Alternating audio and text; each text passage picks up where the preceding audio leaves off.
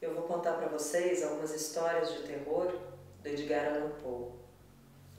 Ainda sobre o que vai acontecer, eu devo dizer que existem alguns temas que são muito interessantes, mas terríveis demais para que possam ser usados pela ficção. Se um autor não quiser desagradar nem ofender ninguém, é melhor evitar histórias reais, de massacres, epidemias, catástrofes. Até porque o que nos interessa nessas histórias é que elas aconteceram de verdade, né? É isso que encanta. Se bem que os sofrimentos mais atrozes, as coisas mais terríveis que podem acontecer, acontecem sempre com um indivíduo. Nunca é um sofrimento difuso na multidão. Eu acho que a pior coisa que pode acontecer com uma pessoa é ser enterrada viva, não é?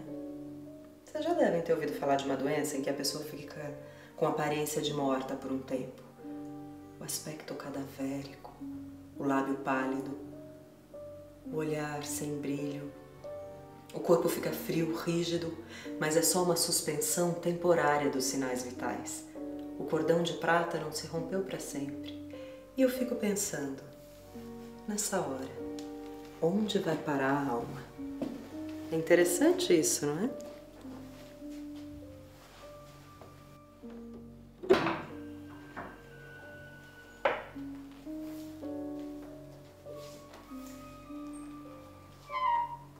Teve um caso que aconteceu em Baltimore,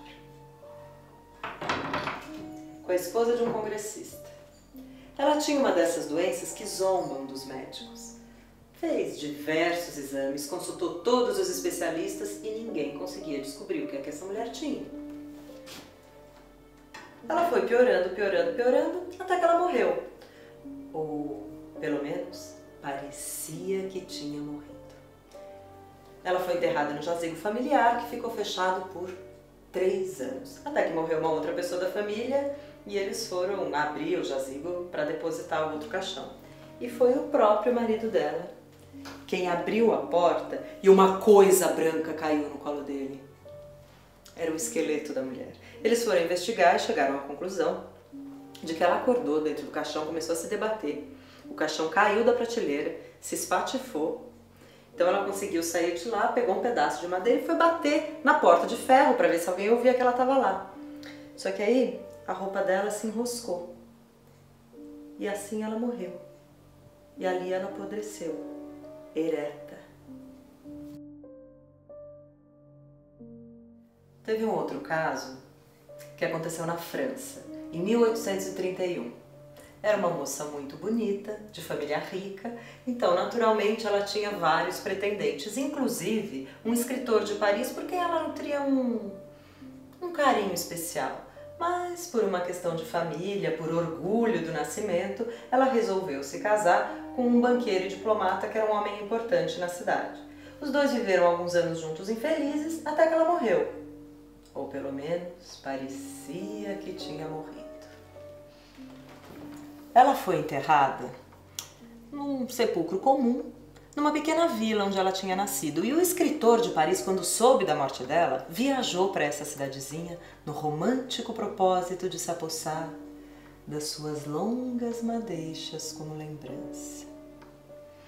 Ele chegou no cemitério à meia-noite, desenterrou o caixão, levantou a tampa e ela abriu os olhos. O carinho do seu amado fez com que ela voltasse à vida. Então, ele tomou todas as providências para que ela ficasse bem de saúde. Quando ela estava completamente restabelecida, os dois fugiram para a América. Viveram lá 20 anos. Até que eles acharam que já tinha se passado bastante tempo, que ninguém mais iria reconhecê-la. As feições dela já tinham mudado bastante e resolveram voltar para Paris. Mas no primeiro encontro, o marido não só reconheceu, como queria a mulher de volta. Ela não quis, ele ainda entrou na justiça, mas o juiz decidiu que, dada a particularidade da situação e também o longo tempo transcorrido, o marido tinha perdido todos os direitos sobre a mulher. Romântico, né? Vai, até parece a Bela Adormecida, não é verdade? Teve um outro caso, que até foi registrado num jornal médico de grande circulação na época. Era um oficial do exército, um homem muito grande, muito forte, muito saudável, que estava domando um cavalo selvagem, caiu e rachou o crânio.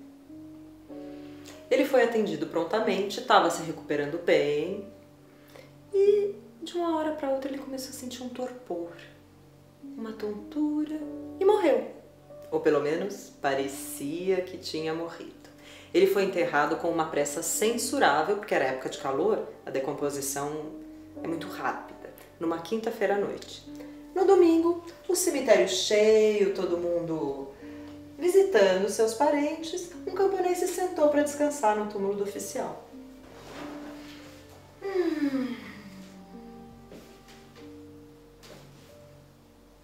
Ele começou a sentir alguma coisa se mexendo lá dentro.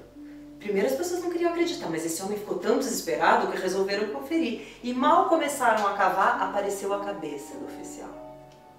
Ele estava sentado, com a tampa do caixão levantada, aparentemente morto. Mesmo assim, resolveram levá-lo para o hospital e lá chegaram à conclusão de que ele só estava asfixiado, mas ainda estava vivo.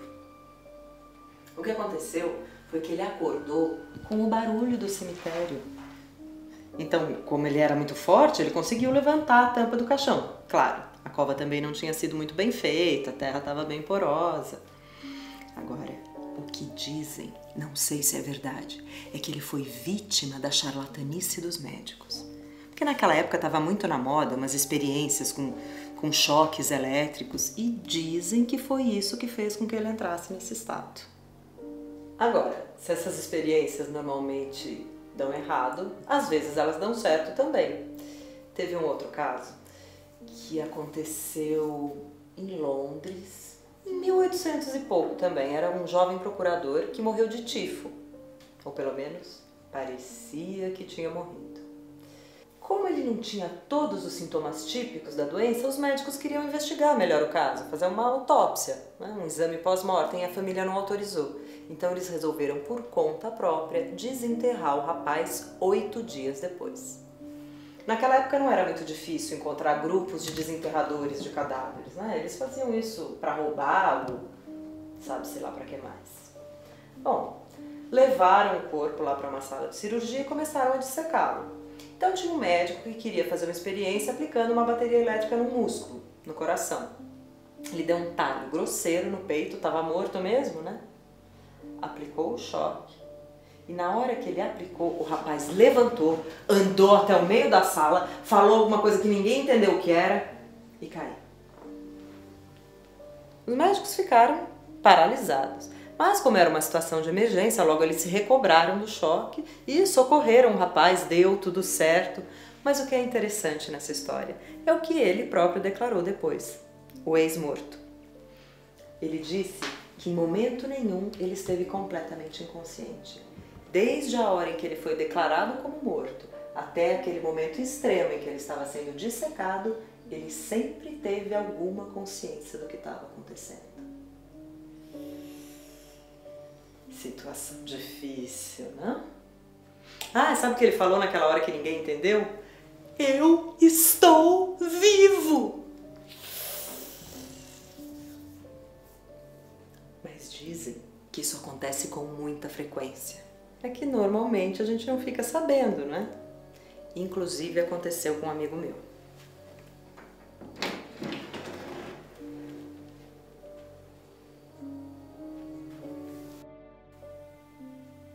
Meu amigo sofria de catalepsia, que é essa doença que os médicos não sabem exatamente quais são as causas, também não se conhece tratamento, mas o que se sabe é que ela tem alguns graus diferentes. Normalmente os primeiros ataques são mais leves, eles duram algumas horas, no máximo um dia. E se você fizer um exame mais minucioso, consegue ainda perceber alguns sinais vitais. O pulso é fraco, irregular, mas ainda tem. Se você colocar um espelho embaixo do nariz da pessoa, dá para perceber a respiração. E com o tempo esses ataques vão ficando mais longos. Eles podem demorar dias e até meses. E aí a aparência da pessoa é igualzinha de uma pessoa morta.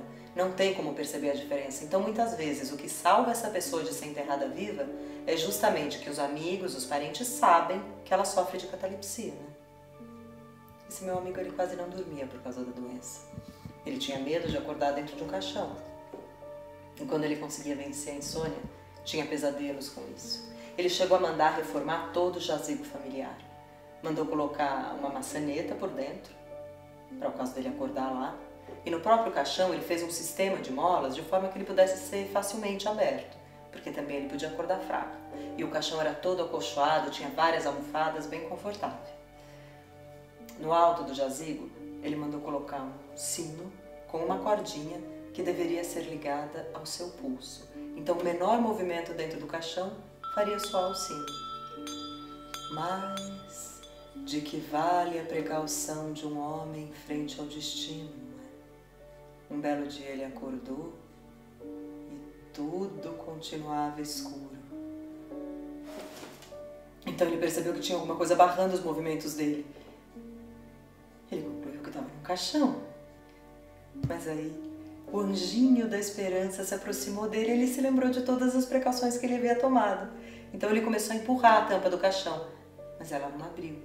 Talvez tivesse emperrado. Procurou a cordinha do sino. Nada. Foi então que ele percebeu que não tinha almofadinha nenhuma. Ele sentiu o cheiro de terra molhada e o anjinho da esperança voou para sempre quando ele chegou à conclusão inevitável de que ele tinha passado mal fora de casa e que uns estranhos o tinham enterrado num caixão comum, num sepulcro comum e que ele estava lá no fundo bem fundo da terra para sempre.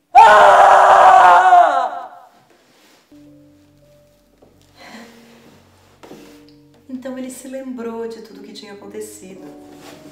Ele tinha saído para pescar na noite anterior com um amigo.